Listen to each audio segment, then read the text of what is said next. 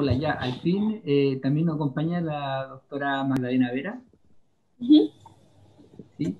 Bueno, nuevamente los vuelvo a Hola. saludar a todos los que están conectados y les agradezco la paciencia que tuvieron por esperar un par de minutitos, que tuvimos un tema técnico ahí que no pudimos solucionar, pero ya estamos acá. Y hoy hay un pequeño cambio eh, en nuestra presentación, en nuestro programa actual del día de hoy, en donde ahora va a partir la presentación María Luz Riquelme.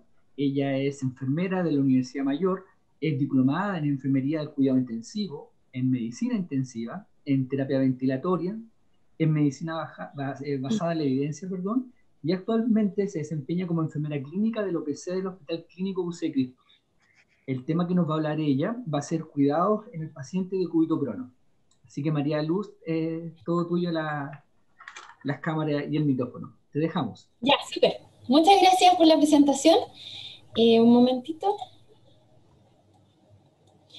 Ya, ahí estamos. Bueno, buenas tardes a todos. Vamos a partir esta presentación hablando de lo que son los cuidados de enfermería asociados a la posición PRO. Contarles que yo llevo bastante tiempo trabajando en la unidad y que básicamente tenemos harta experiencia, hace más de 10 años que trabajamos en esto. Y todo lo que les voy a mostrar a continuación es lo que realmente nosotros hemos estado haciendo en este tiempo y todo lo que hemos aprendido. Y es lo que yo les quiero transmitir en esta presentación y que nos ha servido un montón en este tema de la pandemia.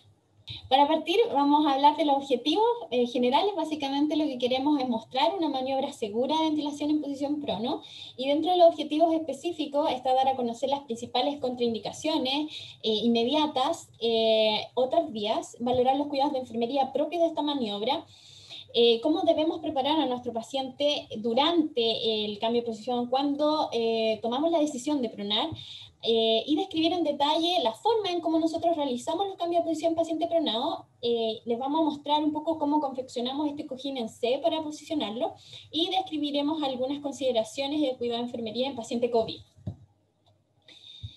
Bien. Dentro de las contraindicaciones nos vamos a encontrar con aquellos pacientes grandes quemados que tienen afectación de cara, superficie anterior de tórax, fracturas inestables, por ejemplo pélvicas, pacientes que tengan hipertensión intracraniana, inestabilidad hemodinámica, cirugía abdominal reciente y cirugía torácica reciente, que son algunas contraindicaciones un poco obvias. En cuanto a lo que nosotros manejamos en nuestra unidad, cuando nos llega un paciente grave con una falla respiratoria, la decisión se toma de manera inmediata, y cuando tenemos a un personal entrenado es más fácil y más rápido tomar esta decisión.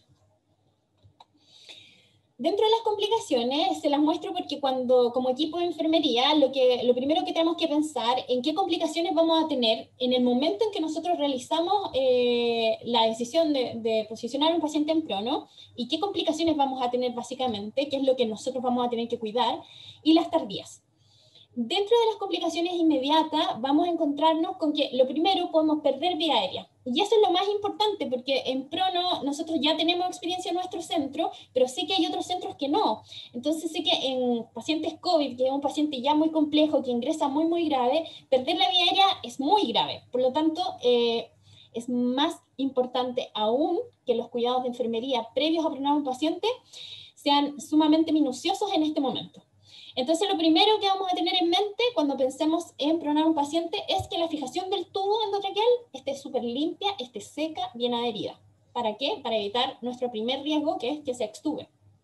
También podemos tener desplazamiento de catéter, de línea arterial. También si tenemos algún paciente con tubos pleurales, que no es raro verlo, nosotros hemos tenido pacientes con drenaje pleurales, el desplazamiento de los tubos pleurales. Podemos tener neumotórax producto del retiro, esto accidentalmente, obstrucción del tubo endotraqueal. Recordar que los pacientes que están en prono, al posicionarlos por efecto de la gravedad, drenan una gran cantidad de secreciones, y eso nos puede provocar una obstrucción del tubo, paro cardiorrespiratorio y una transitoria hipotensión y desaturación. Dentro de las complicaciones tardías nos vamos a encontrar con la neumonía, en recordar que es un paciente que si bien va a estar de guatita, todos los cuidados de enfermería se van a mantener igual a como si estuviese en supino. Por lo tanto, vamos a ser muy minuciosos en no descuidar ninguno de los cuidados para prevenir las neumonias asociadas a la ventilación mecánica. También tenemos, y es con lo que más luchamos nosotros las enfermeras, es las úlceras por presión.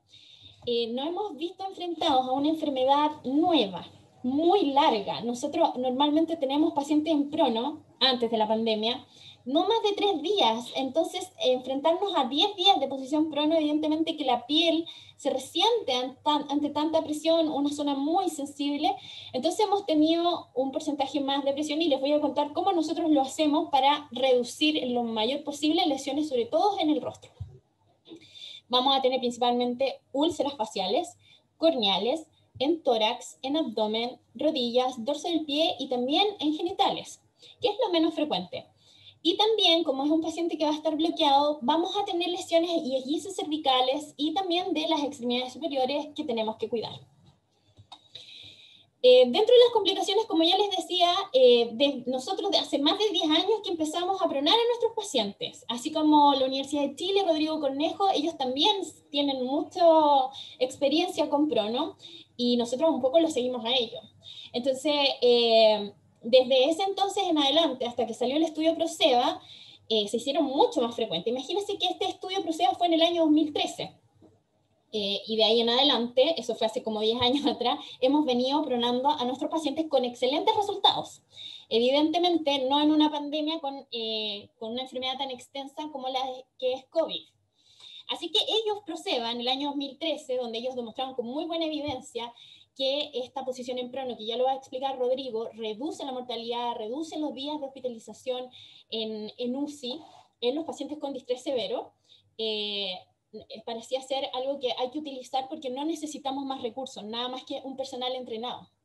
Y fíjense que ellos reportaron que las principales complicaciones, si comparaban pacientes supino-prono, se dieron con el tubo precisamente, en la cual vamos a encontrar desplazamientos del tubo, una extubación no planificada en un paciente grave, es bastante importante considerarlo, fíjense acá los números, y también obstrucción del tubo endotraqueal en comparación con el grupo supino.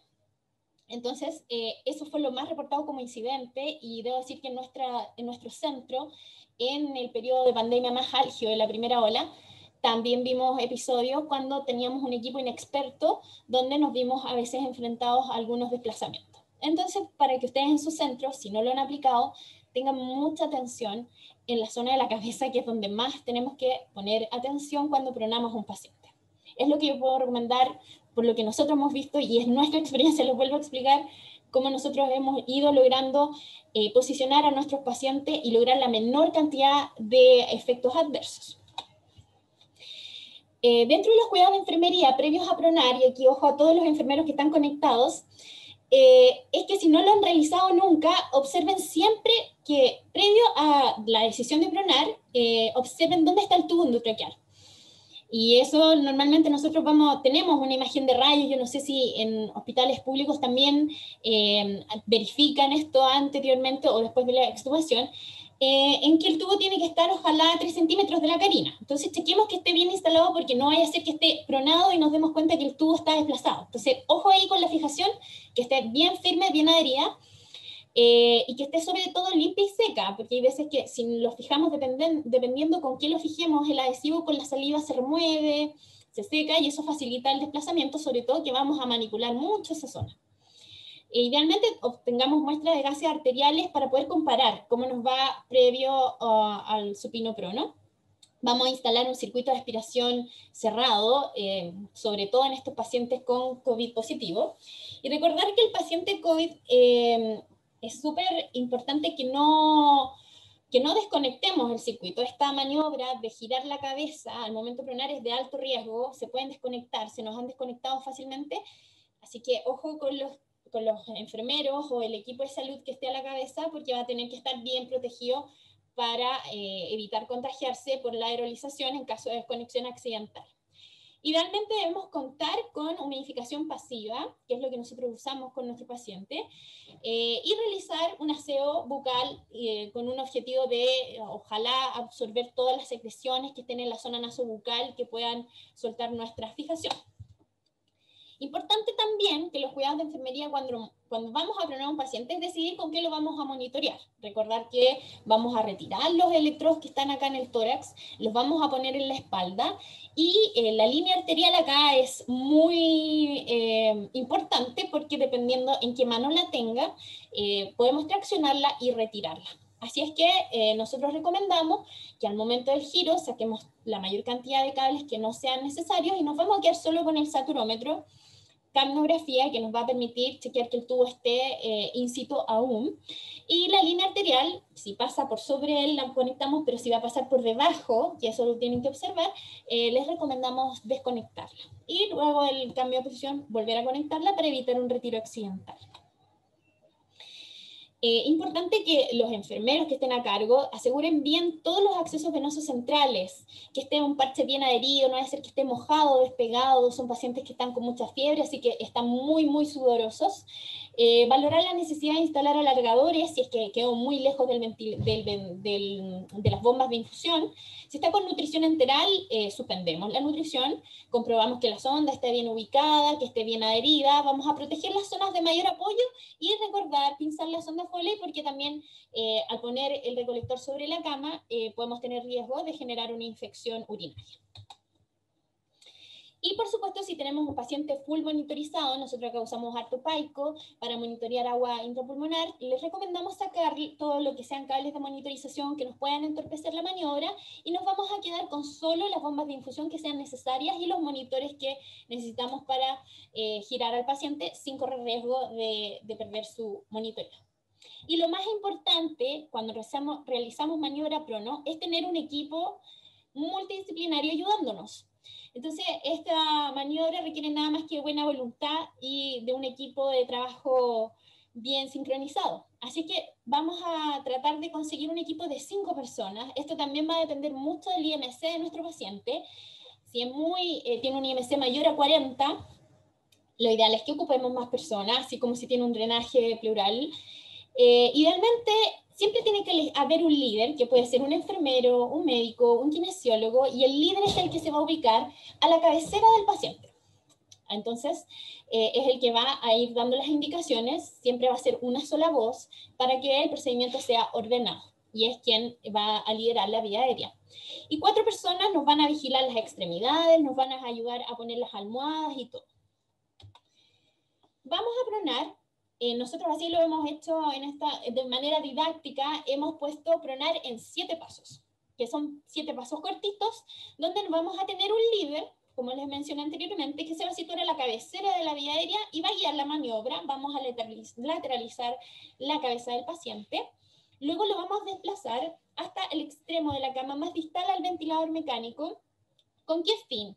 Con que cuando realicemos el giro, no traccionemos el tubo y realicemos desplazamiento. Entonces, cuando hagamos el giro, lo que vamos a hacer es acercarlo al ventilador. Y de esa manera, sacamos esta variante de poder traccionar el tubo de manera accidental. Entonces, la orden va a ser siempre en dirección a donde está el ventilador. Entonces, vamos a alejarlo del ventilador para girarlo y pronarlo. Lo vamos a pronar suavemente, cuidando accesos vasculares. Vamos a elevar las extremidades superiores a modo que quede frente al rostro, la manito, y vamos a elevar la extremidad inferior ipsilateral al brazo. ¿Con qué objeto? Dejarlo en posición nadador, que se los voy a mostrar a continuación. Vamos a lateralizar al paciente con 2 almohadas y vamos a descomprimir el rostro con un cojín en C, que también se los voy a mostrar.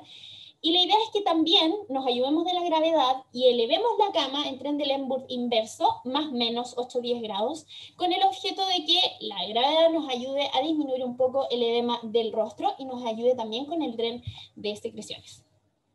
Todo esto lo hemos visto en la práctica, hemos probado paciente plano, no en Trendelenburg, con 2 almohadas atravesadas, bajo el abdomen, y ninguna es tan buena como la de posición nadador y lateralizándolo, dado que nos ha demostrado mucha menos cantidad de UPP, porque es más dinámica, no es estática. lo que intentamos hacer con el equipo es buscar la posición prono más fisiológica posible para una persona. Para una persona que va a estar mucho tiempo de guatita y que tiene que ser cómoda fisiológica.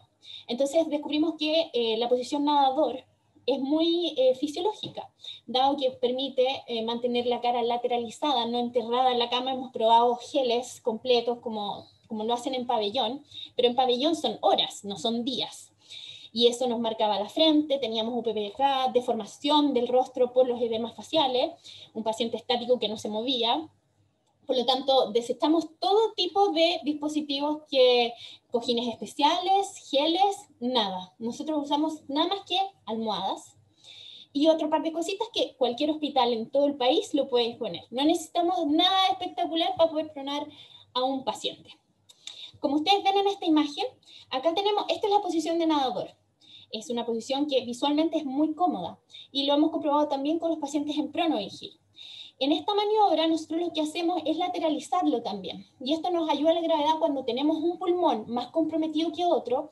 Al lateralizar y por efecto de la gravedad podemos lograr también favorecer la expansión pulmonar y mejorarla a través de la lateralización.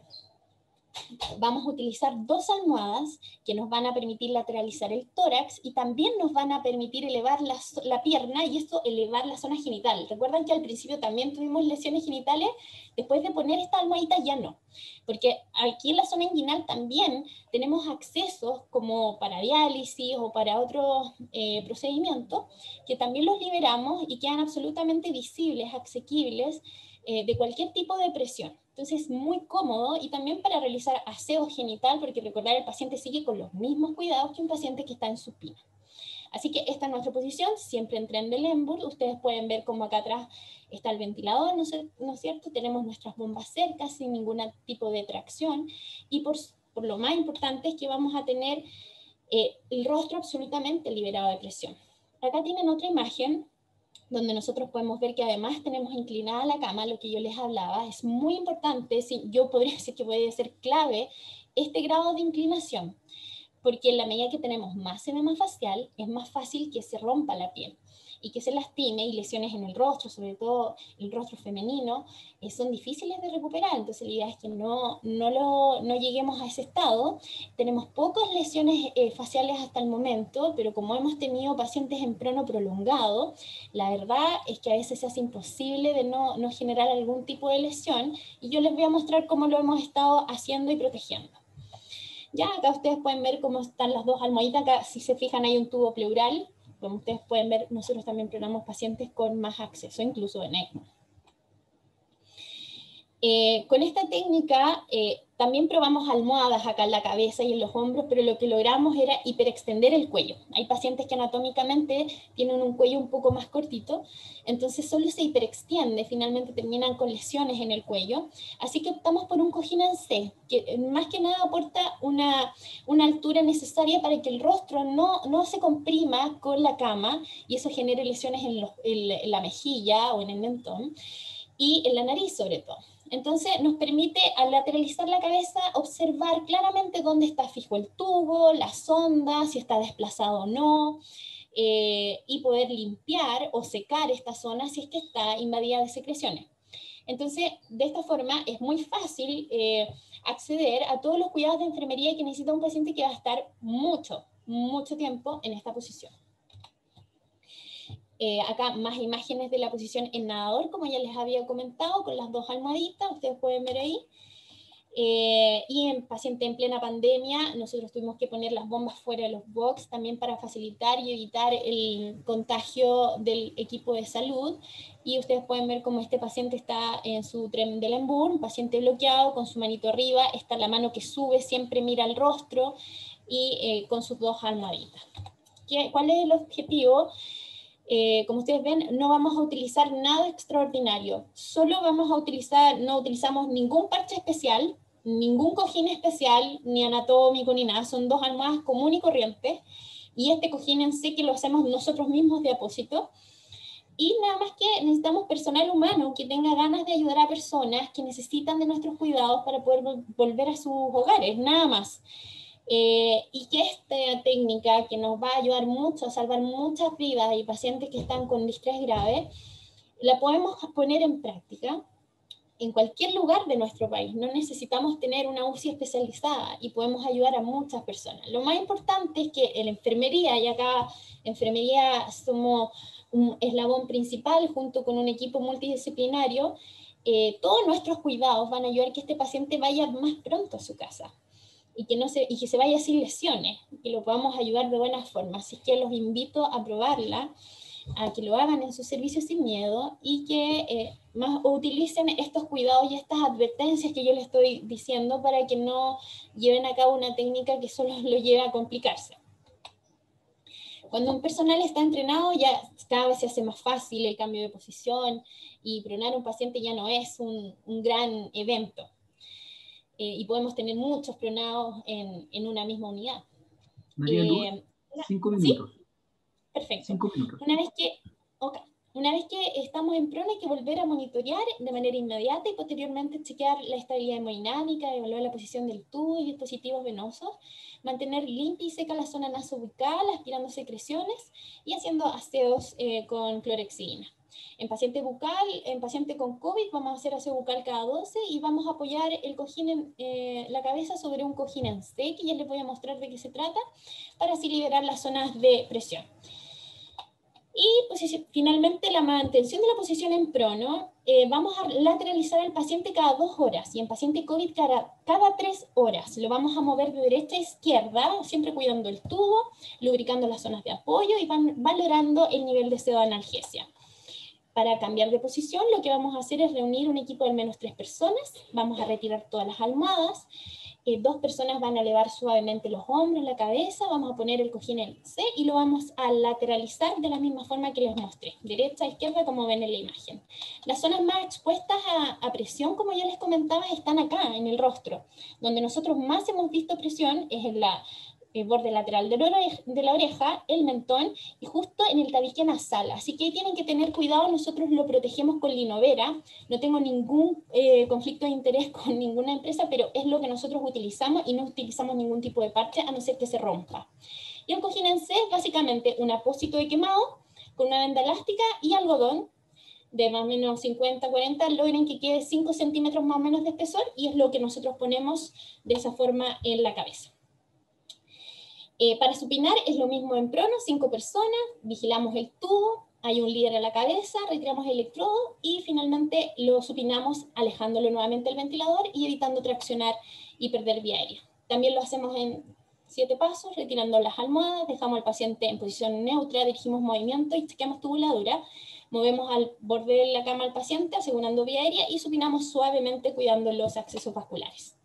Y finalmente, nada más que recordarles que debemos evitar desconectar al paciente, tenemos un alto riesgo acá cuando cambiamos de posición, no oralizar, pongan aspiración con circuito cerrado y la programación de cuidados de enfermería de acuerdo a su servicio y poner filtros antibacterianos en ambas ramas. Una herramienta de lectura rápida que nosotros utilizamos para nuestros pacientes es el checklist, que nosotros acá si llega, hay mucha rotación de personal, así que tenemos que tenerlo a mano para que no olviden ningún paso. Recordarles que estamos en Spotify, allí hay unos podcasts muy buenos también de prono y todo lo que hablamos en la pandemia, si quieren escucharlos. Y eso, éxito para todos y muchas gracias. Muchas gracias, María Luz, por tu excelente presentación, muy completa, abarcado todas las cosas tan simples como tú decías en tu presentación que se pueden hacer en cualquier hospital, de tanto de Arica a Punta Arenas, y que no requiere grandes tecnologías ni grandes insumos, solamente las ganas y la capacidad humana para sacar a nuestros pacientes adelante. Nos Así llegan es. 2 preguntas de nuestros panelistas, perdón, de nuestros asistentes espectadores. Una es si miden la PIA antes de pronear y si la monitorean. Yo creo que la viste en tu presentación. Sí, monitoreo de PIA. Monitoreamos PIA dependiendo de la patología que tenga nuestro paciente y también lo hemos hecho en prono. Considerar que igual el abdomen está un poquito comprimido, pero ahí uno puede estimar más o menos, si uno quiere conocer más o menos si hay hipertensión intraabdominal, lo podemos ver. También considerando como que hay un poquito de compresión, pero lo hacemos. Y no es una rutina, solo en los pacientes que lo requieran o tienen un shock muy severo. pero lo podemos hacer antes, durante, después. Lo importante el mensaje es que sí se puede hacer, teniendo todas las Sí, consideraciones del caso clínico. exacto. Y otra pregunta que nos llega a María Luz es ¿quiénes conforman el equipo interdisciplinario cuando hacen esta maniobra? Todos. Acá en mi unidad, afortunadamente, tenemos un equipo muy, muy motivado. Entonces, trabajamos muy de la mano con los kinesiólogos, con los médicos, los becados, los técnicos en enfermería, que son nuestra principal ayuda. Así es que los invito a todos en sus unidades, que el que vaya pasando nos puede ayudar, cualquier persona en el fondo. Siempre el líder, el que está a la cabeza, es el que importa más en el fondo, porque es el que va a ir diciendo los pasos a pasos para evitar una confusión. Pero se agradece si hay un becado, un alumnito que quiera aprender, invitado cordialmente a que nos ayude a generar el procedimiento lo más rápido posible y con más ayuda mejor. Sí, y otra pregunta que también lo mencionaste en tu presentación, a lo mejor para que quede más claro, si elevan la cabecera del paciente. Sí, sí, yo creo que es la clave en paciente crono es mantenerla en Trendelenburg inverso, 8 o 10 grados. Es muy importante, ¿por qué? Porque disminuimos el edema facial, nos ayuda también el efecto de la gravedad a jugar un poquito con las secreciones y el agua que está en el pulmón. En la medida que yo he visto más pacientes bien inclinados, siento que también mejora todo lo que es acá en rostro, la movilización de secreciones, y vemos un cambio cuando hay un pulmón más comprometido que otro. Entonces, sí, ayuda un montón. Yo creo que hay una diferencia brutal en un paciente plano, todo hinchado, muy hematoso, a un paciente que está en Trendelenburg con su carita impecable y oxigenación un poquito más, mejor. Así que sí. Y María Luz, usted también sé que tiene esta experiencia, ¿cómo lo han hecho con los pacientes que son obesos? ¿Nos pudieras contar un poquito de eso? Si ocupan 2 camas, la cantidad de gente aumenta. La verdad es que al principio, cuando partimos, antes de la pandemia, nuestra mayor población de prono eran obesos, mayores, un IMC mayor a 40, y en pandemia creo que no ha cambiado mucho. Hemos Sí. tenido todos los IMC. Es un típico paciente, no, nos complica un poco, pero lo único que necesitamos es más personas. Si lo hacíamos con 5, ahora para pronar, ahora con un paciente obeso lo hacemos con 6, hasta con 8 personas hemos llegado a hacer un cambio de posición o pronar un paciente, pero no requiere nada más. Tal vez una almohada extra, y claramente que si un paciente con IMC normal se favorece del antitrendelenburg, un obeso es mucho mayor, porque como su rostro es un poquito más, hay menos drenaje, digamos, se inflama mucho más. Entonces es súper importante como que distribuir. Nunca hemos ocupado 2 camas, no, pero sí muchas almohadas para favorecer también que la movilidad sea y la inclinación sea la adecuada. Mira, todavía nos queda tiempo por una pregunta más. Ujú. Dice, ¿qué recomendación técnica hay para el que está en la cabecera del paciente, para el que guía la maniobra? Es muy importante que el que guía la maniobra, tiene que ser médico o enfermera, sea el único que hable, porque a veces hablan todos y no se entiende nada. Que la orden que indique sea súper clara, sobre todo al momento de pronar, por ejemplo, el decir vamos a mover a la derecha, a la izquierda. Segundo, que él está a cargo de la vía aérea. Por lo tanto, asegurar la vía aérea implica que sus dedos se apoyan en una parte ósea y los otros dos en el tubo. Hemos encontrado que líderes se apoyan solo en el tubo, y al hacer esto es movilizarlo completamente. Entonces, tiene que haber un apoyo en esta zona ósea, y ahí firmamos el tubo y giramos. Si el líder no está listo o no tiene asegurada la vía aérea, ninguno de los que está ayudando puede movilizar al paciente. Eso es muy importante para evitar errores, porque si ustedes se fijaron, la evidencia antes de la pandemia es desplazamiento de tubo. Todavía no tenemos una evidencia que nos muestre qué pasó con las enfermeras que pronaron por primera vez, pero yo creo que fue la vía aérea también, porque nosotros lo vimos, lo vivimos acá. Entonces es muy importante que el líder esté así muy concentrado en que no se desplace la vía aérea. Bueno, María Luz, muchas gracias por tu respuesta, por tu excelente presentación también. Gracias también por participar siempre en las actividades académicas de Tsuchimi y de Echmi también junto con Hospital Digital. Y bueno, mucho éxito y mucho ánimo para lo que queda, para todo lo que nos queda por delante todavía. Ay, sí, muchas gracias a ustedes por la invitación. Espero que haya servido la presentación y nada, darle mucho ánimo a todos los que están en área crítica que estamos acá apoyando a todos los pacientes en pandemia y mucha fuerza que lo podemos lograr y ayudar a muchas personas. Sí, muchas gracias, muchos cariños. A ti. Chao, chao. Bueno, ahora para continuar, estimados y estimadas espectadores, nos acompaña el doctor Rodrigo Cornejo. Él es médico intensivista, jefe del OPC del Hospital Clínico de la Universidad de Chile. Y el tema que nos hablará ahora va a ser fundamento y manejo de la posición prono. Ahí lo vemos. Bienvenido, doctor. ¿Cómo están? Muy buenas tardes. Ahí sí. Siempre es un gusto acompañarlos y por supuesto retomar este tema que he mirado desde una perspectiva muy complementaria con lo que dijo María Luz. Es clave lo que comentó ella y probablemente lo que tenga más importancia a la hora de llevar esto a la práctica. El desafío es por qué lo hacemos, cuál es el fundamento que existe detrás de esta estrategia, y es lo que trataré de decirles en estos minutos.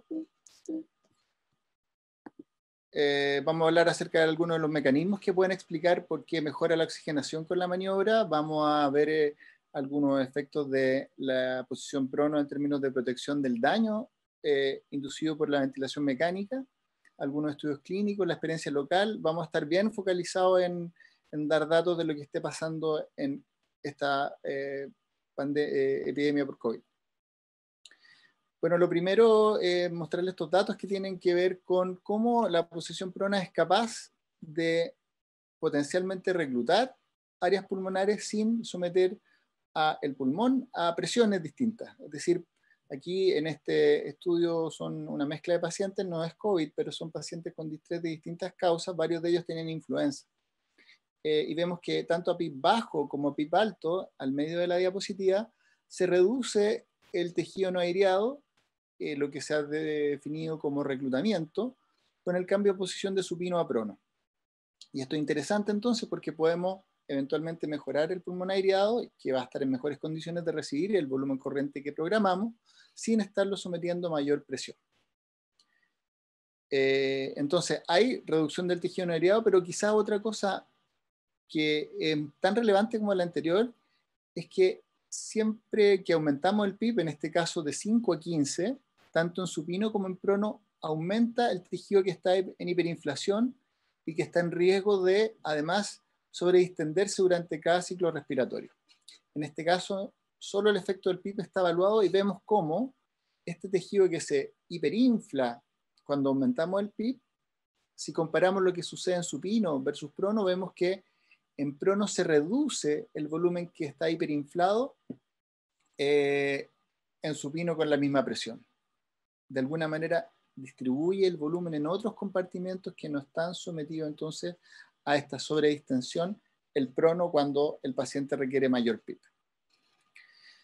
Sin embargo, el hecho de que el prono pueda reclutar no es un hallazgo que sea publicado de manera sistemática en los estudios que han evaluado eso. Entonces, no todos los pacientes reclutan. Algunos sí, otros no, y otros mantienen más o menos la misma condición. Probablemente los que tienen sus consolidaciones de compromiso más hacia las bases, hacia la zona dependiente en supino, son los que más se benefician con el prono en términos de reclutamiento. Pero casi 70% de los pacientes mejora la oxigenación con el prono. Entonces, si no reclutan, ¿qué es lo que está detrás? Tiene que ver fundamentalmente con esto, con que mejora la relación ventilación-perfusión. Y es porque en la zona dorsal, sea que esté en situación dependiente en supino o en situación no dependiente en prono, mantiene un mayor porcentaje del flujo. Y como el paciente en prono mejora la ventilación de la zona dorsal, que se pone en posición no dependiente, pero mantiene un buen flujo, logra que la relación ventilación-perfusión entonces mejore. Y esto se vio también en pacientes COVID. Para simplificar en la diapositiva, a la izquierda tienen un gráfico, quiero que vean el color anaranjado, la zona achurada es la zona dorsal y la zona no achurada es la zona ventral. Y se compara supino con prono en términos de la distribución de la ventilación. Fíjense que la zona dorsal en prono mejora su ventilación. Mejora la ventilación entonces el pasar de supino a prono de la zona dorsal. La perfusión sigue siendo un poquito mejor en la zona dorsal, pero prácticamente no se altera entre supino y prono, según este estudio. Sin embargo, cuando vemos finalmente la alteración, ventilación, perfusión, el mismatch, vemos que es distinto lo que está pasando en la zona ventral de la zona dorsal.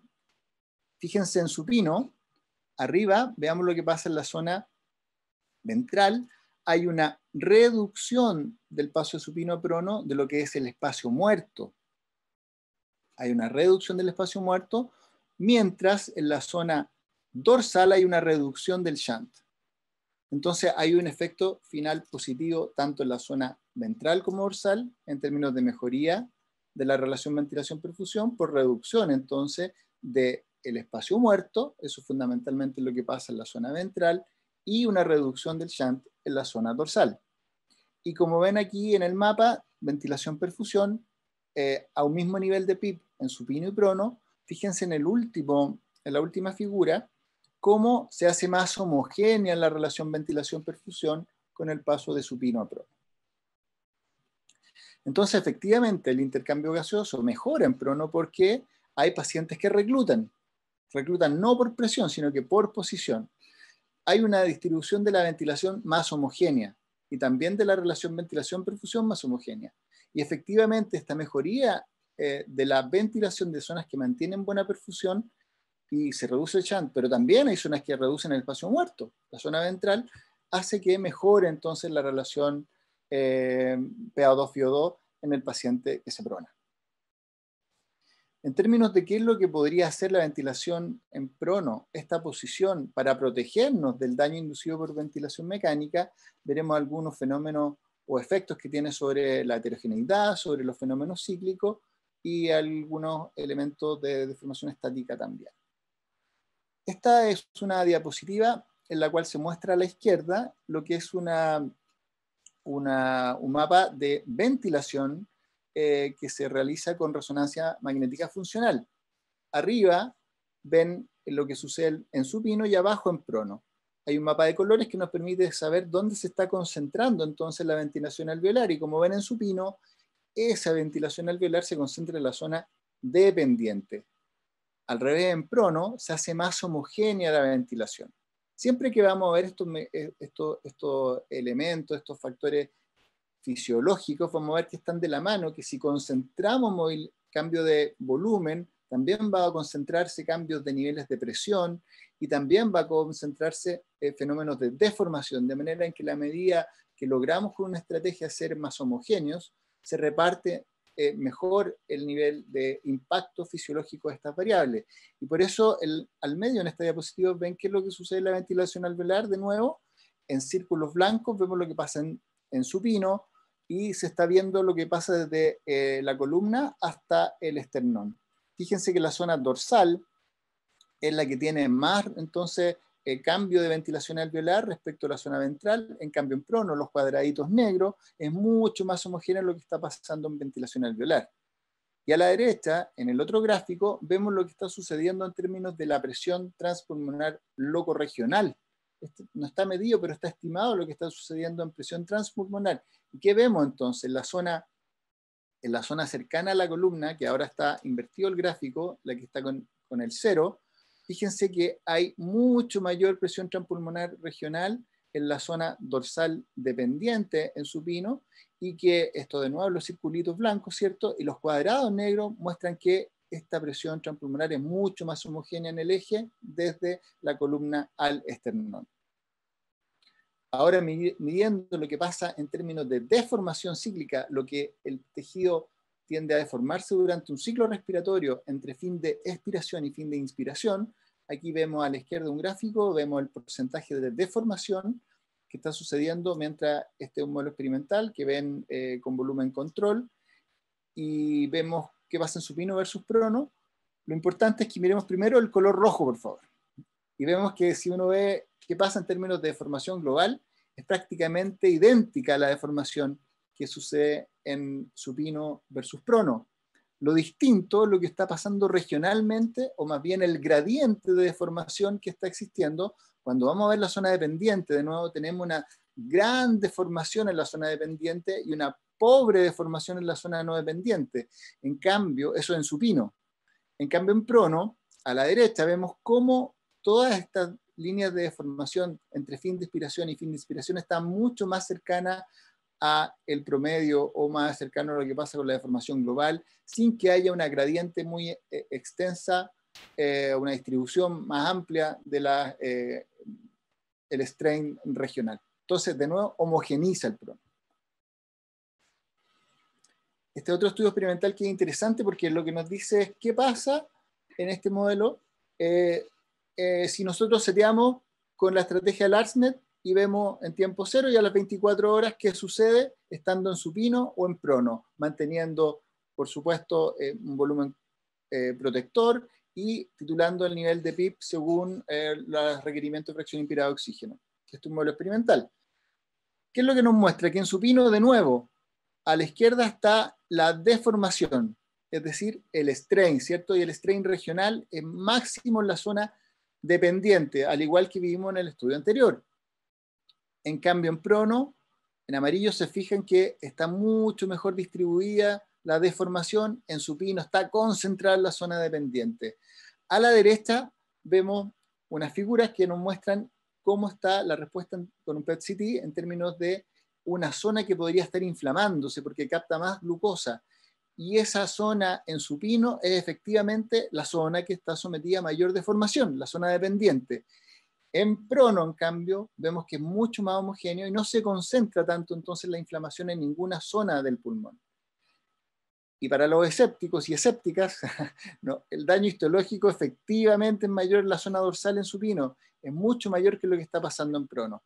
Entonces, tenemos una distribución de la ventilación más homogénea en prono, tenemos una distribución de las presiones transpulmonares regionales más homogénea en prono, tenemos una deformación cíclica que tiende a ser también más homogénea a lo largo del pulmón, no tan concentrada en la zona dependiente, y tenemos el correlato histopatológico de que efectivamente eso no pasa desapercibido en el pulmón, sino que genera daño y que ese daño de alguna manera es protegido con el prono. En términos de fenómenos cíclicos, fíjense aquí, el reclutamiento es reclutamiento. Esto quiere decir áreas del pulmón que se abren en inspiración y que se cierran en expiración de manera cíclica casi en todos los ciclos respiratorios. Vamos a ver qué pasa con el aumento de PIB de 5 a 15 y con la posición supina y prono. Cuando uno ve en la población global de pacientes que están sometidos a mayores niveles de PIB en prono, hay una reducción significativa de este tejido que está más inestable, que está en apertura y cierre. Sin embargo, eso se explica fundamentalmente por los pacientes que tienen mayor potencial de reclutamiento, que en el fondo yo le pongo más presión y logro efectivamente reducir el tejido no aireado. Y ahí el efecto es sinérgico en términos de que prono más PIB alto logra reducir de manera significativa la apertura y cierre cíclico. En cambio, los pacientes que tienen poco reclutamiento, que uno sube la presión y prácticamente no se abre nada de pulmón, la verdad que no hay efecto ni de aumentar el PIB ni de la posición supina y prona. Ahora, ¿qué pasa con ese tejido que durante la inspiración, al final de la inspiración, se sobredistiende? Y esto es importante considerarlo. Cada vez que subimos el PIB, hay que pagar un costo en el paciente, que significa someterlo a sobredistensión estática y cíclica, en general, para todos los pacientes. Entonces, cuando subimos el PIB de 5 a 15 en supino, aumenta la hiperinflación al final de la inspiración y también en prono. Lo importante es que cuando comparamos el efecto de PIB alto en supino versus prono, vemos que el prono es capaz de disminuir ese tejido que está hiperinflación inspiratoria en cada ciclo respiratorio. O sea, atenúa el efecto del PIB alto, la posición prono. Y esto es muy importante porque lo hace independiente del potencial de reclutamiento, lo hace en la población global y también según el nivel del potencial que tenga el paciente. Sea alto reclutador o bajo reclutador, el prono va a proteger de la hiperinflación que se genera en cada ciclo respiratorio. Eso es lo que ven de alguna manera en este video. Este es un paciente alto reclutador. Sin embargo, cuando vamos a comparar qué es lo que está pasando en supino a la izquierda versus prono, fíjense que en prono tenemos primero más tejido negrito, es decir, está más abierto el babyland. Tenemos un babyland un poquito mayor, hay más superficie de intercambio, que eso es bueno, nos va a mejorar la oxigenación por dos mecanismos, reclutamiento y por mejor relación ventilación-perfusión. Pero a su vez, los fenómenos cíclicos de reclutamiento y desreclutamiento, pueden haber la inestabilidad es menor en prono, y este tejido que está cerca del esternón en supino, que en cada ciclo respiratorio tiene riesgo de sobreextenderse, se ve que eso no sucede en prono. Estas diapositivas para que recordemos ahora, mundo COVID de nuevo, que con el tiempo desde la intubación, los pacientes COVID en general van perdiendo compliance. Y cuando vamos a ver, efectivamente, esas imágenes de vidrio merilado progresan, ya sea consolidándose, o empiezan a hacer tractos más fibrosos, y está el riesgo, evidentemente, que si no estamos muy encima de los pacientes, estos pacientes empiecen a dañarse, porque estos fenómenos que vemos de manera global, ahora regionalmente y regionalmente, son mucho más marcados en esta enfermedad heterogénea. Entonces, necesitamos estar cuidando al paciente durante esta estrategia ventilatoria, y eso también puede ayudar el prono. Porque efectivamente se puede concentrar la energía en esa zona. Entonces, en la medida que logremos mantener mejor pulmón aireado, vamos a tener siempre mejor compliance, porque tiene una relación directa el pulmón aireado versus la compliance. Y segundo, si estamos protegiendo tanto de manera cíclica como en deformación, como en presión, es probable que generemos menos daño y concentremos menos daño en ese pulmón. Entonces, efectivamente, en comparación con el supino, podemos disminuir la heterogeneidad de la distribución del estrés y el strain, eventualmente reclutar y favorecer los fenómenos cíclicos. Sabemos que había mucha duda respecto del efecto en términos de estudios clínicos aleatorizados, pero sabíamos que había un grupo que parecía beneficiarse, que era efectivamente los con mayor hipoxemia, y esos con PAFI menor de 100 en general, y sale este estudio que finalmente el que nos avala para el uso tan extendido como debemos ocuparlo, que es el PRO, ¿no es cierto?, el estudio PROSEBA, donde efectivamente se logra una disminución significativa de la mortalidad en el grupo sometido a la estrategia en prono.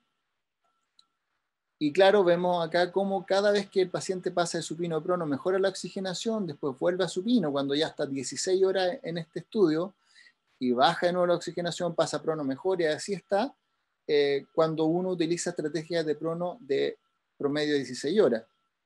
Nosotros desde ya este año vamos a cumplir 16.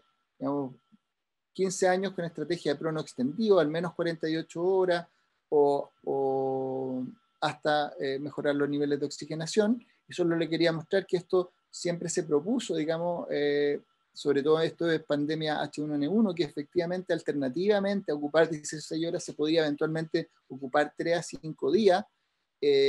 Hay una prueba de concepto acá de un grupo que en 10 pacientes ocupa en esta pandemia por SARS-CoV-2 la ventilación en prono extendida a 36 horas, y lo que nos muestran en este resultado es que los pacientes mejoran cuando pasan de supino a prono, mejoran significativamente.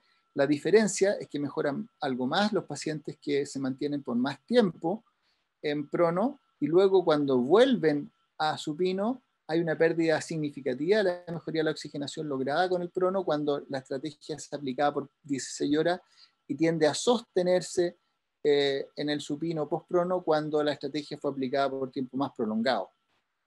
Esto es lo que pasó en nuestra primera ola. Fíjense, teníamos casi 800 pacientes pronados en un día en el país, y la mayoría de nosotros ocupamos la misma estrategia de ventilación en prono extendida, como la conversamos mucho durante la primera ola.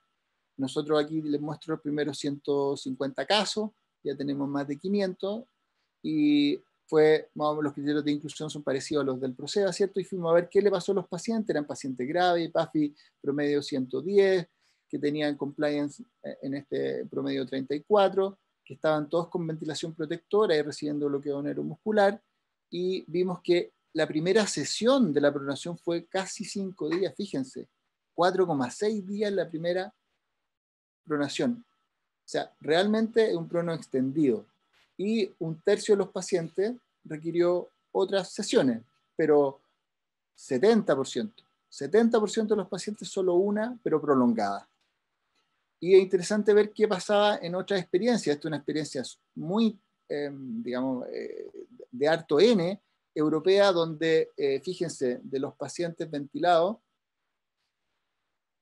es el número de pacientes pronados, 1.500 de 2.200. El 70% de los pacientes COVID en esta cohorte se pronaron.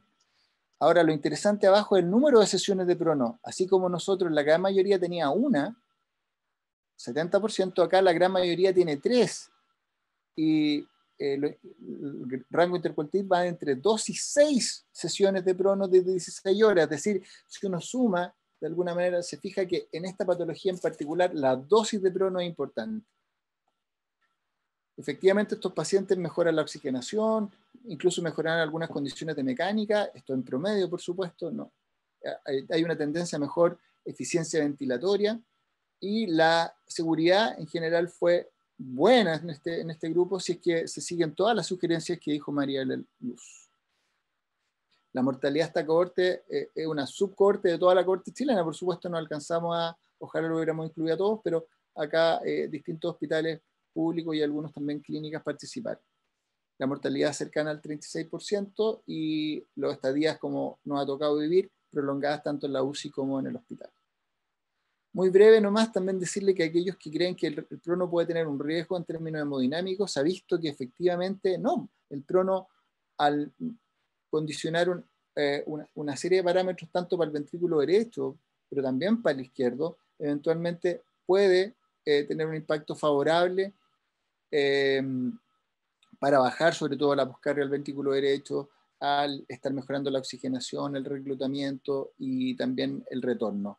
Y si el paciente está en condiciones puede mejorar también la precarga del ventrículo izquierdo, y si la volemia está conservada, el paciente mejora incluso el gasto cardíaco en prono, y si la verdad le falta, la verdad que por lo menos no tiene cambio importante. Y se puede estar monitoreando. Ustedes, sobre todo a las generaciones más jóvenes que le encanta la ecografía al lado de la cama del enfermo, no es tan complicado y hay que adiestrarse, como nos mostró Diego hace un poco tiempo atrás, y muchos lo están ocupando. En nuestro algoritmo, hasta ahora, ¿qué hacemos? Después de pasar por la estrategia, ¿cierto? Pronovigil, cánula nasal de alto flujo, eventualmente también se ha discutido la posibilidad de ventilación no invasiva, paciente intubado y persiste con PAFI bajo 150, pronarlo. Pronarlo iba muy de la mano entonces con el uso de bloqueador neuromuscular y el prono, al menos en esta estrategia, y lo que hacemos es mantenerlo prolongado, al menos 48 horas hasta que PAFI de nuevo esté cercana a 200. Entonces, de una perspectiva clínica, es factible, es seguro, bajo costo, hay que entrenarse, como muchos nos insistieron recién, las complicaciones son en general menores e irreversibles, incluso por extendiendo el periodo, y por ahora sí hay que indicarlo solo en pacientes que tengan esta relación P2-FiO2 bajo 150, y en particular en COVID, sumar efectos protectores, bajo BT, relajo muscular, prono, manejo juicioso de los fluidos, fundamental. Eso, muchas gracias. Muchas gracias por su presentación, doctor Cornejo, y la claridad al mostrar gráficos. La gente que probablemente está incorporando y se trabaja mucho mostrando estudios y fue bastante didáctico al mostrarlos. Estamos esperando que nos lleguen un par de preguntas de los espectadores. Por mientras alguien escribe, quizás es una pregunta, los efectos positivos del prono en sí es mejorar la distribución regional de estrés de strain más que la oxigenación, o buscamos mejoría de oxigenación y por consecuencia vamos a tener mejoría en esta distribución regional de estas fuerzas.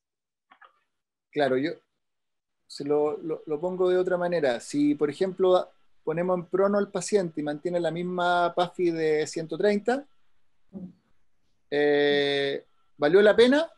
Sin duda valió la pena. Probablemente alguno que otro paciente pasen cosas distintas, pero la gran mayoría de los pacientes va a estar más protegido que en la condición anterior. Y lo otro es que hay que tener paciencia, cosa que a veces nos cuesta. Queremos todo la inmediatez de la respuesta.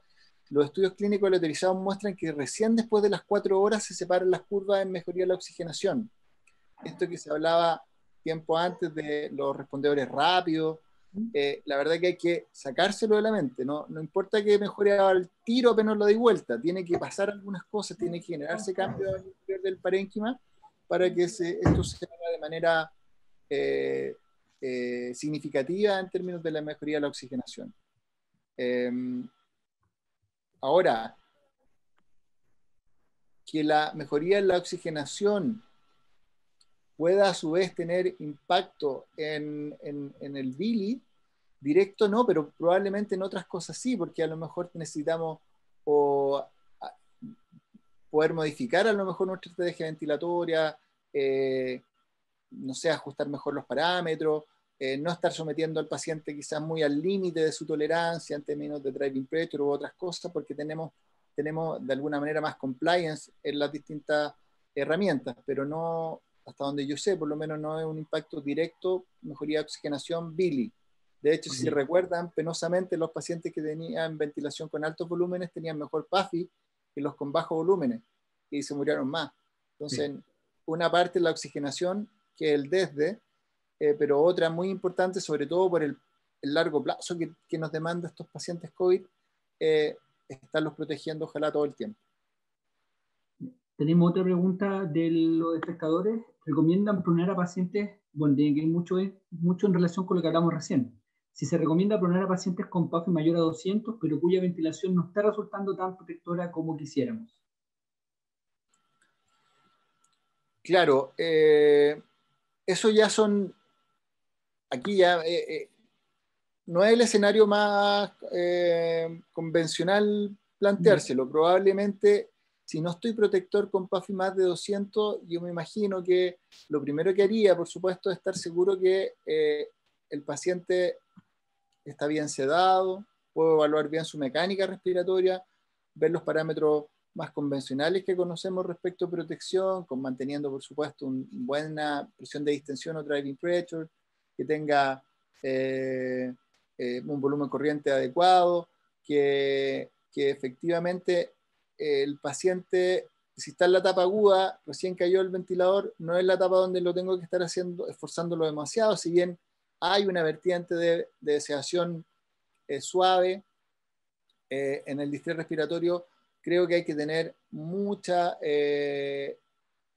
conciencia del riesgo en este paciente, porque el paciente COVID tiene alta drive respiratorio, está súper descrito cómo se aumenta el riesgo entonces del daño inducido tanto por la ventilación del propio paciente como de la máquina, y se pueden hacer una sinergia y partimos con PAFI más de 200, pero en 24, 48 horas eso puede ser distinto. Entonces, la verdad que la invitación, si tenemos una situación no tan catastrófica en oxigenación, pero de dificultad en el manejo, es primero optimizar lo básico y luego ver lo siguiente.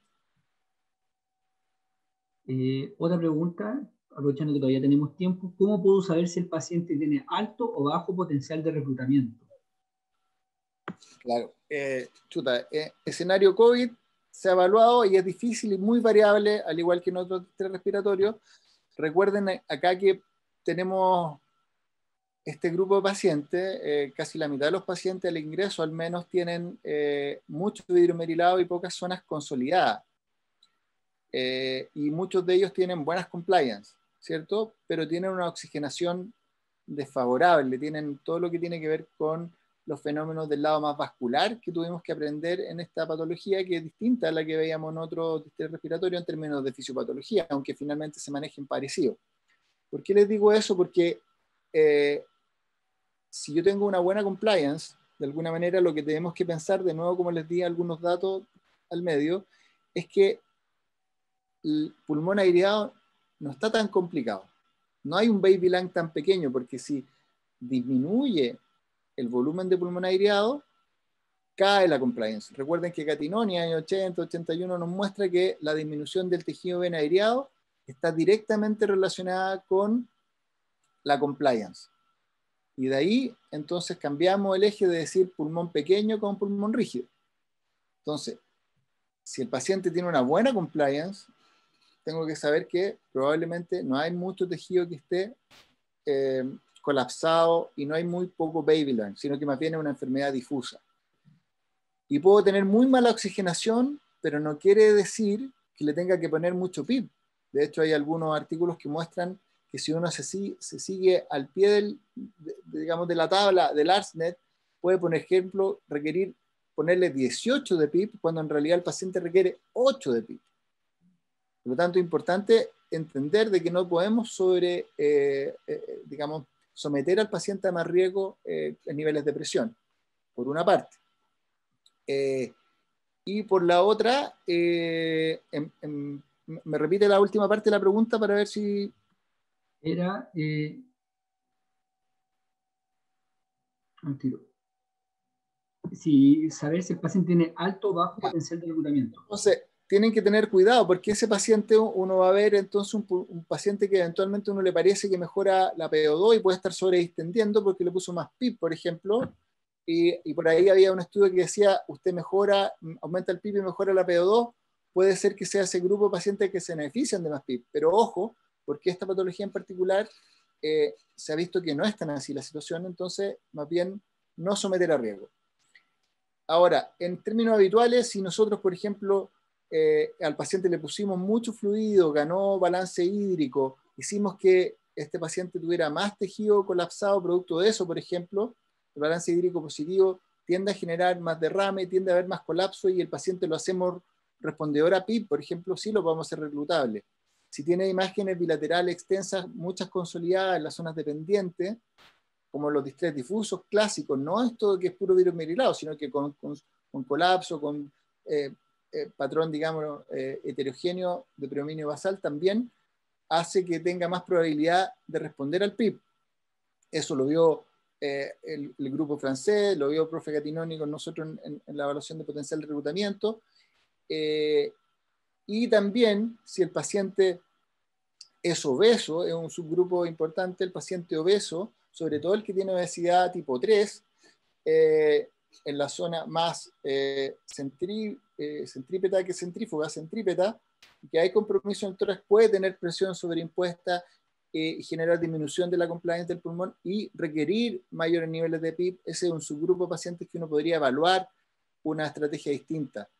Pero en la gran mayoría de los pacientes COVID no se requiere tantos niveles de PIB.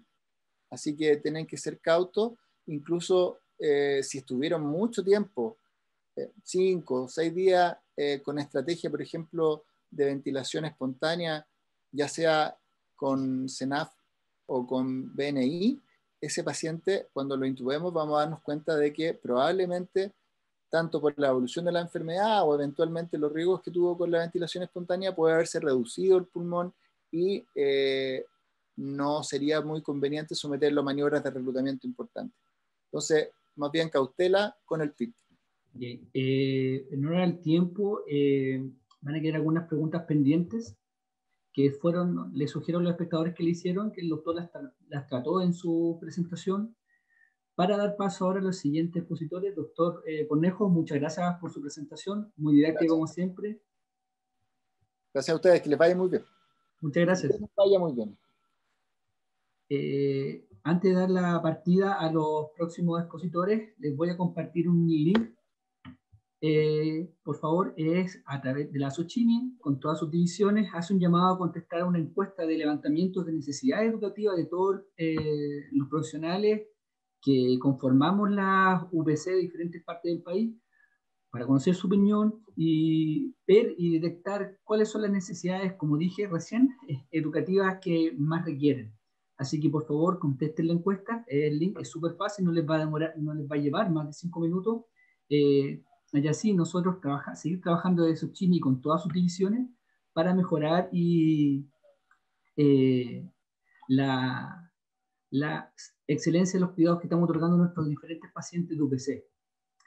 Bueno, y ahora nos acompaña Felipe Ceballos y María Paz Guzmán. Ellos son terapeutas ocupacionales con especialización en UPC. Ambos trabajan en el Hospital San José y nos van a presentar el tema posicionamiento en prono del paciente en BMI. Ahí están. Hola, muy buenas tardes. Hola, buenas. Hola, hola, ¿cómo están? Los dejo con la presentación, ya pueden compartir pantalla y el foro de todos ustedes. Bueno, muy buenas tardes. Mi nombre es Felipe Ceballos, junto con María Paz, ambos terapeutas ocupacionales del Hospital San José, específicamente en la unidad de cuidados intensivos. vamos a presentar sobre lo que es el posicionamiento en decúbito prono en pacientes con ventilación mecánica invasiva.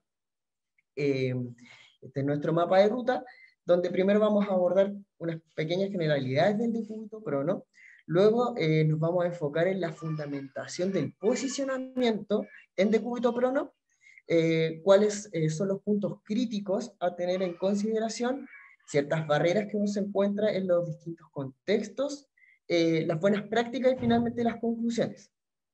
Bueno, para partir, y también ya se estaba mencionando un poco de este tema, como las generalidades del decúbito prono, esta es una maniobra de salvataje, donde se aboga lo que es la disponibilidad del parenquisma pulmonar, que está incrementada, y esto permite que los alveolos que están colapsados potencialmente reclutables son reabiertos, y los lóbulos inferiores ofrecen una mayor superficie para esta difusión, y a su vez se mejora la distribución de las presiones ventilatorias, disminuyendo la deformación de las fibras y la tensión, justamente como se mencionó en la presentación anterior.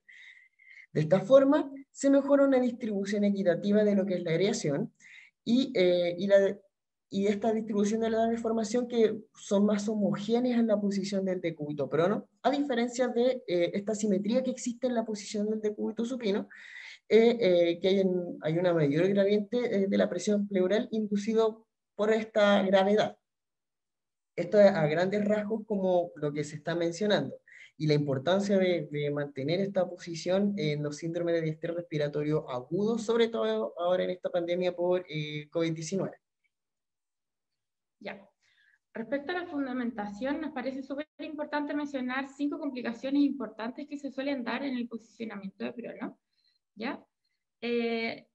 Como decía ahí, este protocolo es netamente basado en posicionamiento y obviamente se complementa a otros protocolos realizados en nuestra institución, al igual que como se ha dado en la mayoría de los hospitales.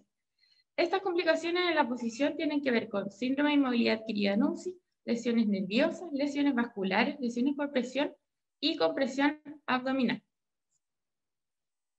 Respecto a la primera complicación, que es el síndrome de inmovilidad adquirida en UCI, tenemos ahí en ese cuadrito amarillo, como pueden ver, algunas de las causas que perpetúan esta inmovilidad en una unidad de cuidado intensivo. Tiene que ver con la pseudoanalgesia, los elementos invasivos, el dolor, bloqueo neuromuscular, la contención mecánica y los fármacos, especialmente los corticoides, que se han ampliamente utilizado en esta pandemia, ¿cierto? Y en términos de consecuencias que trae esta inmovilidad, tenemos aquí muchos elementos, como pueden ver en este cuadro a la derecha, incluyendo sarcopenia, contracturas musculares, rigidez articular, compresión nerviosa, cambio en volúmenes pulmonares y consumo de oxígeno, hipotensión, taquicardia, dificultad en la eliminación de secreciones, riesgo de tromboembolismo, trastornos cognitivos, dolor, constipación, neumonía aspirativa, lesiones por presión y además estrés psicológico y trastornos del ánimo. O sea, como pueden ver, no solo incluye elementos del aspecto musculoesquelético como uno normalmente pensaría, sino también tiene mucho que ver con el tema de hemodinámica, que es tan importante en este tipo de pacientes. Cuando la inmovilización se mantiene un tiempo prolongado, llega a producir debilidad adquirida en UCI, está aquí en este cuadrito amarillo, y que eso también trae grandes alteraciones funcionales y en términos de discapacidad. Bueno, con respecto a las lesiones nerviosas, lo primero es esencial decir que el posicionamiento es el principal mecanismo preventivo, evaluando constantemente los rangos de movimiento y también teniendo en consideración cuáles eran las capacidades previas de las personas, si ya tenía con algún grado de discapacidad, ya algún grado de acortamiento, o la persona estaba con una movilidad reducida. Por lo tanto, también nosotros abogamos a que la posición en prono no es solo mantener la posición, sino también tener buenas prácticas en la movilización. O sea, una movilización no muy extensa, sino simplemente para mantener lo que son los rangos articulares. Y sobre todo, el considerar las lesiones nerviosas, sobre todo nos vamos a enfocar en la lesión del plexo braquial, lo que nosotros vemos en el contexto, a veces la hiperextensión de las glenumerales, la hiperabducción del hombro, cuando el hombro en verdad está muy elevado, o también la abducción del hombro con elevación del brazo hacia contralateral. y también las lesiones del nervio ulnar, cuando el codo se encuentra con flexiones muy prolongadas, porque puede provocar una parestesia. Dentro de la bibliografía, de lo que se está estudiando actualmente, y en este caso son comentarios en relación al cuidado del plexo braquial en la posición de cúbito prono, se enmarca en cómo son los mecanismos de la lesión del plexo, desde la tracción y la compresión de este, enfocándose en tres áreas esenciales, que son las lesiones supraclaviculares, donde usualmente se producen cuando el cuello está flexionado de forma lateral, o sea, hacia un lado, el hombro está con una abducción de 80 grados, o sea, uno ve el brazo muy hacia arriba, y con una extensión también hacia atrás, y el codo también flexionado. Es una forma de cómo también se puede, cómo se puede lesionar esta parte, esta sección del plexo. También están las lesiones retroclaviculares, que son menos frecuentes, pero que es un área susceptible de compresión cuando hay una extensión de la cintura escapular, y sobre todo de la lesión infraclavicular, que acá la recomendación de mantención en el posicionamiento es que los hombros caigan ligeramente hacia adelante, o hacia ventral, de la cápsula anterior, y esto usualmente se asemeja como si uno abrazara una almohada. En torno a las lesiones vasculares, que son este tercer tipo de complicaciones, tenemos ahí la clásica maniobra de la rotación cefálica, ¿ya? Aquí pusimos preocupación única por el tubo orotraqueal. Esto es lo más común que se ve. ¿Por qué? Porque en la maniobra, obviamente, todo el equipo, en general la persona que está encabezando y liderando, ¿cierto? El líder de la maniobra va diciendo, va contando y dando las órdenes para la maniobra. Entonces, todo se da en torno al tubo, lo que está perfecto, obviamente, porque la mayor preocupación a nivel ventilatorio. Sin embargo, muchas veces esta maniobra suele darse de forma muy fuerte, tirando, traccionando el cuerpo, lo que puede producir lesiones. En este caso, puede provocar la oclusión o la disección de las arterias carótidas y vertebrales. Algo importante de aclarar es que esto se da en todo tipo de pacientes, sobre todo en anatomía vascular normal, ¿ya? ¿Qué quiere decir esto? Un momento se pensaba que estas lesiones vasculares se dan en pacientes con anatomía vascular patológica. Sin embargo, la evidencia dice que en realidad todo tipo de pacientes tiene potencial riesgo en la medida que la maniobra se realice de forma muy brusca, ¿ya? Por lo tanto, es clave la maniobra en el cambio de posición. ¿Cómo? Evitando la hiperrotación de cuello, como se puede ver en la primera imagen, donde se facilita la posición con un cojín en C de bajo altura, y también favoreciendo la alineación de cuello, que también es lo que podemos ver en la segunda foto, que se favorece, permitiendo ahí que la cabeza vaya literalmente alineada al tronco. Bueno, y con respecto a las lesiones por presión, a grandes rasgos, las zonas comunes suelen ser los labios, mejillas, el mentón, las orejas, el tórax, zonas costales, rodillas y genitales.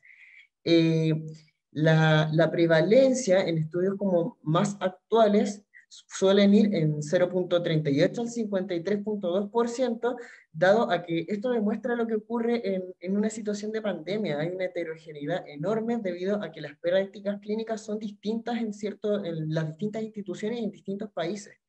Sin embargo, antiguamente lo que se hablaba del decúbito prono, antes de esta pandemia por COVID-19, es que era uno de los eventos adversos más frecuentes, con un 34%. Eso es lo que ocurría. Sin embargo, el énfasis debe ser en la prevención, como mencionaban en la primera presentación, inspeccionando regularmente la piel, a veces el uso de apósitos, parches, lubricantes, los cambios de posición permanente y también la movilización temprana. Actualmente en lo que se está hablando, en un estudio de la prevención de úlceras por presión, Mencionaba la evaluación y el manejo de la piel, también el uso de insumos médicos relacionados a las lesiones por presión, pero también menciona uno de los aspectos esenciales, los dispositivos de posicionamiento, que eso es lo que usualmente nos compete, o al menos en nuestro contexto, nos compete como terapeutas ocupacionales, y de cómo uno va adquiriendo cierta responsabilidad en la mantención de la posición. Y también no menor son las lesiones por presión que ocurren como las úlceras corneales. Y este también es un estudio que que en el contexto de pandemia, y menciona que las complicaciones oculares en los pacientes de la unidad de cuidados intensivos varían del 3 al 60%, donde los más comunes son los trastornos del segmento anterior y posterior, y el decúbito prono específicamente puede conducir en ciertos casos a una neuropatía óptica isquémica aguda, y que conlleva la visión a la pérdida de visión permanente. Y mucho de esto ocurre porque hay un mal ajuste de posicionadores. Si es que específicamente está en constante apoyo del ojo, puede ocurrir este tipo de lesión. Por último, una de las últimas complicaciones que podemos ver en torno al posicionamiento, habla de la compresión abdominal, ¿ya? La posición en prono se sabe que aumenta la presión intraabdominal, lo que perjudica la mecánica respiratoria en posición prono, ¿ya? Esto en lo concreto habla de una disminución del 30 al 35% en la distensibilidad respiratoria y un aumento de la presión máxima de las vías. Esto se da especialmente en pacientes obesos, que es el gran porcentaje de los pacientes con que nos encontramos hoy en día en una UCI en contexto de pandemia, ¿cierto? Y aparte de esa complicación respiratoria propiamente tal, existen otras alteraciones asociadas, como la compresión visceral, ¿ya? Que puede llegar a producir incluso un síndrome compartimental abdominal, que se ha visto y que en un momento fue muy frecuente, y también lo que provoca lesiones por presión en la zona abdominal. Por eso es que se sugiere que en el posicionamiento prono óptimo haya una liberación abdominal. Esto además va a permitir disminuir el riesgo de la inestabilidad hemodinámica porque evita la compresión de la vena cava y por lo tanto favorece el retorno venoso. Además, permite una mayor expansión torácica. Bueno, nosotros en nuestro contexto hospitalario en el Hospital San José creamos el año pasado, iniciando la pandemia, un protocolo de posicionamiento en decúbito prono, que como dije anteriormente fue complementario al creado por enfermería y que ya existía de hecho, pero que se hizo uno específico en contexto de COVID-19. ¿Ya? Algo importante de destacar es que este fue creado de forma multidisciplinaria, en conjunto con kinesiólogos, médicos y también fisiatra. Y ahí tenemos una foto de una de las capacitaciones que hicieron, específicamente eso era en un pabellón que se convirtió en UCI en su momento. Y si bien consideramos todos estos aspectos que contamos antes, desde la literatura y la evidencia y lo mejor, también teníamos que acotarla a nuestra realidad, de acuerdo a la múltiple revisión de protocolos que existentes hasta el momento y que más nos hizo sentido de acuerdo a nuestras características y posibilidades de rehabilitación y de recursos humanos y económicos, fue el tomado de la Sociedad de Medicina Intensiva de Inglaterra, y que se parece bastante a eso luego de lo que llegamos como conclusión de lo que podíamos armar. Así que ahora les vamos a contar un poquito de nuestra experiencia. Aquí pueden ver una guía de posicionadores. Este posicionamiento básicamente habla de 4 elementos ortésicos. Uno a nivel cefálico, el otro es el torácico, el otro es el pélvico y el otro es el posicionador de pies. ¿Ya? Ahí los vamos a explicar en detalle. Luego de la maniobra se realizaba y se aplicaba de forma muy minuciosa este checklist en los pacientes prono, verificando todas estas alteraciones funcionales posibles que se podían generar y obviamente también desde los aspectos ventilatorios y de lesiones por presión, intentando que todo se cumpliera. Cabe destacar que no había alguien específico que hiciera este rol, sino que se dio más bien como equipo y se va dando los roles de forma bastante paralela. Así que, como mencionaba María Paz, este es el sistema de posicionamiento de 4 elementos ortésicos. Cuando la persona ya está posicionada se ve de esta forma y vamos a ir abordando los distintos elementos. En primer lugar, como desde la posición general, nosotros veamos que la camilla debe estar en un Trendelenburg inverso o en una inclinación 30 grados de elevación y que el paciente sí o sí debe estar dentro de la cama. En primer lugar está el posición cefálico o tipo C. Este está confeccionado, bueno, todos los elementos que nosotros confeccionamos están hechos de un material que se llama Moltopren, que es una espuma de alta densidad, y forrados con cuerina. Estos van cubiertos con pañales o con sábanas para cubrir, para que no tengan contacto directo con la persona. Y acá nosotros podemos apreciar que tiene una parte de la frente y del cuello, que varían en este caso en tamaño, la del cuello es más pequeña, y la persona en este caso rota su cabeza en dirección a la abertura. En otros casos, para las personas que no tenían mucha rotación de cuello, se está ocupando este elemento de gel y la persona queda mirando boca abajo y queda un espacio para que pase el tubo orotraqueal. En este caso nosotros damos un especial énfasis en que dentro de la cabeza y la cara no debe haber presión directa sobre los ojos.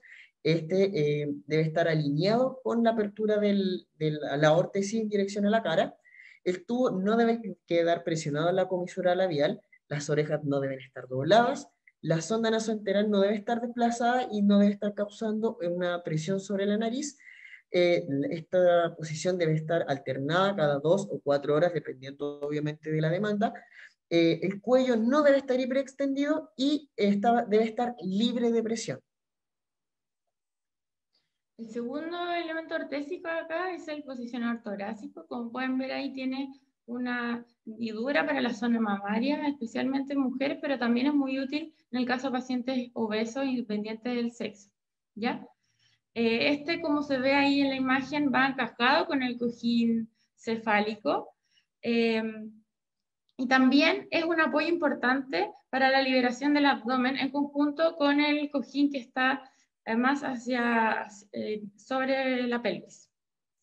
Ahí se favorece, como se puede ver en la imagen, la liberación abdominal.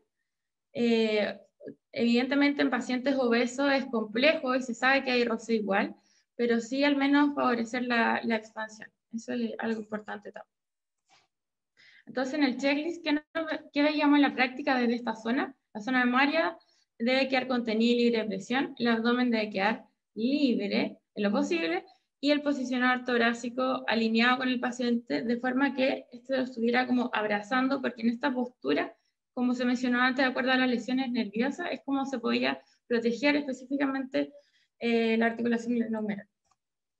Bueno, y bajo este mismo paradigma, con este posicionador, el hombro queda abducido en hasta unos 80 grados como máximo, y el codo del brazo está elevado hasta unos 90 grados de flexión.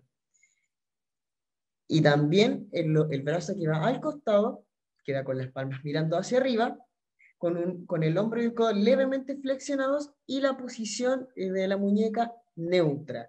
Y este cambio se hace cada 2 o 4 horas. El posicionador pélvico, como se ve en la imagen, tiene una hendidura al centro que sirve para la zona genital, lo que obviamente libera la presión en el área.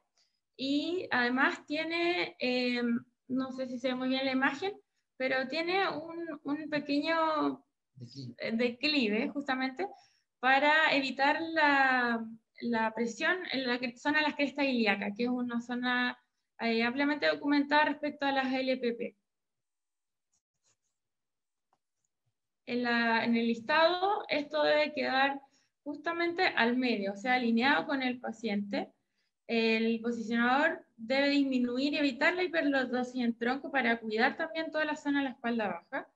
En las espinas ilíacas, como mencioné, deben quedar libres de presión genitales posicionados justo al centro, entre las piernas, y esto permite además el paso libre de las ondas Foley y lo que facilita en la práctica el aseo. Felipe María Paz, 5 minutos. Ok, y por último el posicionador de pies, como se ve en la imagen, esto es para liberar las rodillas, donde queda acá en el posicionador ubicado en la zona tibial y mantiene las rodillas con una flexión de 30 grados aproximadamente, una leve flexión, pero lo importante es que los pies deben quedar colgando en posición antiequino y fijándose especialmente en que la punta de los dedos no esté tocando la cama, o sea que en verdad no se ejerza ese punto de presión. Ya. Ahora queremos hablar más allá del protocolo en torno a las barreras para la implementación, porque esto es algo que ocurre. Lo primero, como primera barrera, obviamente está el contexto COVID de pandemia, la gran necesidad de conversión de cama, y en el fondo esto llevó a ir a aprender haciendo, y no hubo la quizás suficiente preparación, y no hablo solo desde nuestra institución, sino como en términos de salud pública y mundial ocurrió esto, de el estar sobre la marcha, constantemente educándonos y mejorando las prácticas. Lo otro es que no existía un protocolo PRONO en términos de posicionamiento, me refiero, previo en la UCI. Esto además se sumaba al escaso personal capacitado previamente porque las camas UCI eran muy acotadas respecto a la gran cantidad que existen normalmente en un hospital. Algo importante son las diversas inclusiones en torno a la utilidad de los miembros del equipo sobre el PRONO, es decir, desconocimiento. La escasez de funcionarios disponibles para ejecutar el procedimiento en el momento, la interrupción del flujo que implicaba esto en el día a día, y algo que preocupaba a las autoridades era el aumento de funcionarios en riesgo de exposición, asociado a la escasez de los elementos de protección, y la dificultad que había para la resolución de eventos adversos. Y por último, algo no menor, el riesgo de lesiones físicas y también todo el tema de salud mental asociado no solo a la maniobra, sino al trabajar en una UCI. Cabe destacar que esto no solo es algo que nosotros pudimos ver en nuestra práctica clínica, sino que también se documentó a nivel mundial. Entonces estas barreras se dan en general, independiente del protocolo en PRONO, es algo que solemos ver. Y bueno, como buenas prácticas a lo que se debería llegar, esto es un estudio de una revista de rehabilitación justamente de lo que se llama el PRONO Team, que es equipos de fisioterapeutas, terapeutas ocupacionales, en conjunto con enfermeros, médicos, técnicos, auxiliares, entre otras personas que estaban en pos del seguimiento, del posicionamiento y la mantención de este, que es justamente en el caso del decúbito prono. Entonces, eso es lo que nosotros debemos llegar, es una experiencia que viene de Estados Unidos, de este hospital que aparece justamente en la foto, pero es a lo que nosotros debemos llegar, desde la comunicación, desde el ingresar y tener esta oportunidad de crecimiento como equipos de intensivo. Y finalmente... Y por último, a modo de conclusión, bueno, la pandemia ha planteado grandes desafíos en la salud pública, especialmente en términos de recursos humanos y económicos y la distribución, ¿ya? Es por esto que la gestión y organización del equipo es fundamental e imprescindible para que todo pueda ser puesto en marcha de la forma que se espera.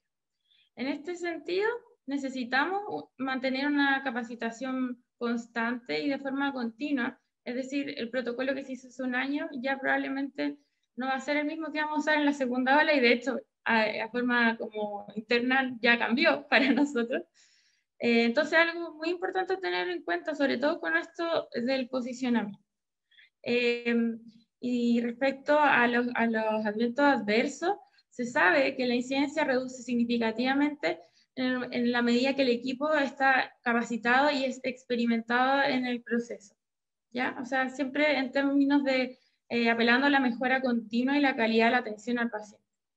Y algo que queríamos destacar, si bien esta es desde nuestra experiencia local, el mejor protocolo de posicionamiento en PRONO va a ser el que el propio equipo diseñe, conozca y pueda implementar de acuerdo a las características propias de cada institución.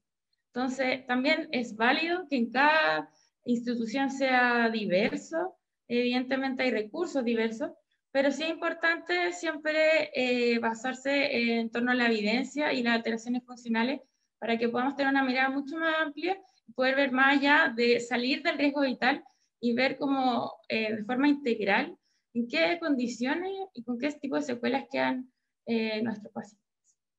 Así que ahí están nuestras referencias y correos en caso de que tengan alguna consulta. Y por último, hay un link ahí de YouTube que tenemos un video de la maniobra que nosotros hicimos para capacitar a nuestro personal durante la primera hora y que hasta el día de hoy lo hemos seguido usando. Muchas gracias. Felipe y María Paz, muchas gracias por su presentación. Ustedes son el fiel reflejo de que durante la pandemia todos los profesionales de las instituciones de salud fueron a las UCI, a las unidades que no eran UCI, se convirtieron en UCI y estuvieron apoyando. A través del chat nos llegan muchas felicitaciones para ustedes como equipo. Y es súper importante lo que están haciendo ustedes. Las UCI se nutren de equipos multidisciplinarios y las terapias ocupacionales no deben restarse de estos servicios. Una pregunta mientras nos llegan las otras preguntas de los espectadores.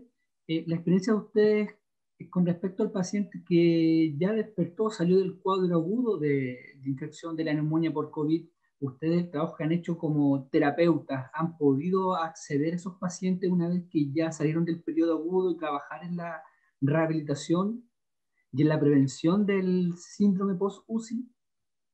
Sí, bueno, en primer lugar, y que es una excelente pregunta porque es usualmente lo que nosotros vemos.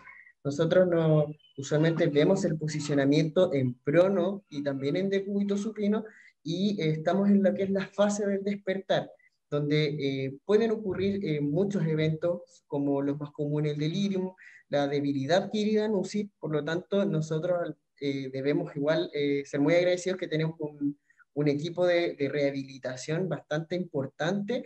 Por lo tanto, al menos desde terapia ocupacional, nosotros pesquisamos a la persona justamente al despertar, para que el trabajo sea desde la prevención, más que del manejo no farmacológico del delirium, sino desde la prevención. Obviamente ocurre, pero estamos presentes en lo que es la rehabilitación temprana junto con kinesiólogos, con fonoaudiólogos, porque el equipo interdisciplinario es esencial. Entonces, efectivamente, ocurre y las alteraciones funcionales es algo presente sobre todo en las personas en decúbito prono. Nosotros hemos presenciado como algunas lesiones de plexo o a veces luxaciones de hombro o subluxaciones, perdón, no luxaciones enteras. Entonces las personas que sobreviven pueden quedar con algún grado de discapacidad mediano, incluso a largo plazo. Sí, y solo acotando eso, algo que se nos puede mencionar, pero que este protocolo fue diseñado en el contexto de que consideramos posicionamiento prono como el primer hito de rehabilitación. Sí. ¿Ya? Eso es algo súper importante, porque desde ya se previene y hasta a eso tenemos que apuntar, no solo la rehabilitación cuando ya está alterado algún sistema, sino antes. Incluso yo me atrevería a decir que la rehabilitación parte desde que antes que el paciente llegue a la UCI, desde que la UCI cuente con terapeutas, cuente con kinesiólogos, que aparte tengan el tiempo y la sobrecarga laboral les permita mover más a sus pacientes cuando no hay tanta pandemia respiratoria. Así que sería súper ideal. Bueno, es importante también mencionar que la Sochima hace poco abrió otra de sus divisiones, la división de donde están los terapeutas ocupacionales, donde están los fonoaudiólogos también, y es una división nueva y que ha tomado mucha fuerza también. Así que las UCI y los UPC las hacemos entre todos. Absolutamente. Bienvenido a inscribirse también. Aprovecha. Bueno, les quiero dar las gracias a Felipe y María Paz. También les quiero dar gracias a los espectadores, a los otros presentadores del día de hoy y a la oportunidad que nos da Hospital Digital para seguir trabajando y mostrando el trabajo continuo que se hace en diferentes UCI del país y que nos damos cuenta que trabajamos de una manera homogénea y siempre centrado en el pro de nuestros pacientes. Nuevamente les dejo este link para que puedan contestar en la encuesta para poder levantar necesidades educativas que estamos buscando como Sochimi con todas sus divisiones también. Como se dieron cuenta, hoy día expuso un médico, una enfermera, terapeutas ocupacionales, otros días han expuesto kinesiólogos, hay cursos para técnicos en enfermerías también. Entonces, es subirse a este carro y siempre van a contar con todo el apoyo de la sociedad. También para finalizar, dejarlo invitado a las próximas exposiciones. La próxima va a ser el día lunes a las 15 horas, horario de Santiago de Chile para los asistentes internacionales, ¿ya? Lunes a las 15 horas, horario de Santiago de Chile. Bueno, me despido a nombre de Hospital Digital, de los organizadores de estas plenarias, Xochimilco, y también agradecer a los expositores y a los espectadores que han estado el día de hoy acompañándonos. Nos estaremos viendo en una próxima oportunidad.